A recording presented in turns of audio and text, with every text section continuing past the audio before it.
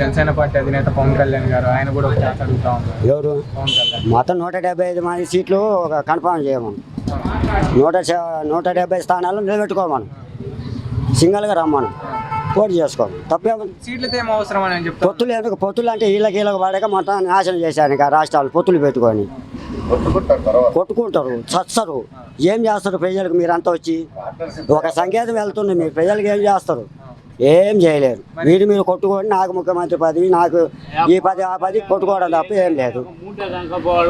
ఏం లేదు. పొత్తులు అంటారు. జనాలను నాశనం చేసి పెట్టేదానికి పార్టీలన్నీ కూడా కంకణ బాగా చేసేటోని చెడగొడుతున్నారు. మరి ఈసారి జగన్ గదిలించడమే నా లక్ష్యం అనేది చెప్తా ఉన్నారు. జగన్ ఎక్కడికైనా కదులుతుల్లా, మీటింగ్లు పోతున్నాడు, పథకాలు ఇస్తున్నాడు, అన్నీ చేస్తున్నాడు. జగన్ ఏం కదిలిస్తావు? నువ్వు కదిలేయలేక జగన్ ఏం కదిలిస్తావు? ఈసారి నేనే సీఎం అనేసి కూడా ఆయన ఉభయ గోదావరి జిల్లాలో చెప్తా ఉన్నాడు. మరి చెప్తారులేబ్బా, సహజమా, మామూలే. నేనేం చెప్పా? 175 పోటీ చేయి, నీ బలమే నిరూపించుకో. ఒకవేళ 170 స్థానాలు పోటీ చేస్తే గెలిచే ఛాన్స్ ఉందా అది పవన్ కళ్యాణ్? అది ఇంకా ప్రజలు బట్టి ఉంటుంది, ఓటు వేసిన బట్టి, ప్రజలను బట్టి. ఇప్పుడు కరోనా టైంలో అందరు దాక్కుంటుంటే మళ్ళీ ఒక్కరు రాలేదా బయటికి?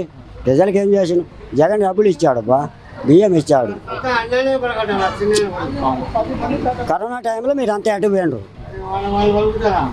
ఇప్పుడు ఒక పని చేసేదాన్ని రాష్ట్రం మొత్తం మీడియాని పెట్టి ఒక పనిని 100 సార్లు చూపిస్తున్నారు.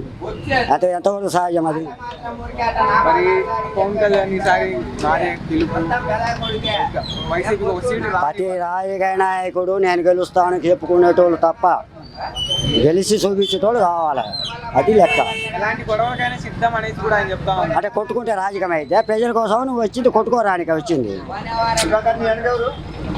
ప్రజల కోసం మంచి చేయాలా, ప్రజలు బాగుండాలా, ప్రజలకు ఉద్యోగాలు రావాలా, అభివృద్ధి కోసం చేయాలా. నేను కొడతాను, బట్టలు ఎవడు తీస్తాను, ఆయన బట్టలు తీస్తే నీకు ఓట్లు ఎవడేస్తాడు ముందు? ప్రజలకు ఇప్పుడు నువ్వు రాజకీయ నాయకుడికి బట్టలు కూడా తీస్తాను అంటున్నావు. ఒక ముఖ్యమంత్రికి రేపు నువ్వు వచ్చిన ప్రజలకు బట్టలు కూడా తీస్తావుగా. మనంతా మీకు ఎందుకు ఓట్లు అవసరమా? మీరు నన్ను అలా విమర్శలు చేస్తున్నారు కాబట్టి నేను మాట్లాడుతున్నా అని చెప్తా ఉన్నారు కదా ఆయన. ఎవరు?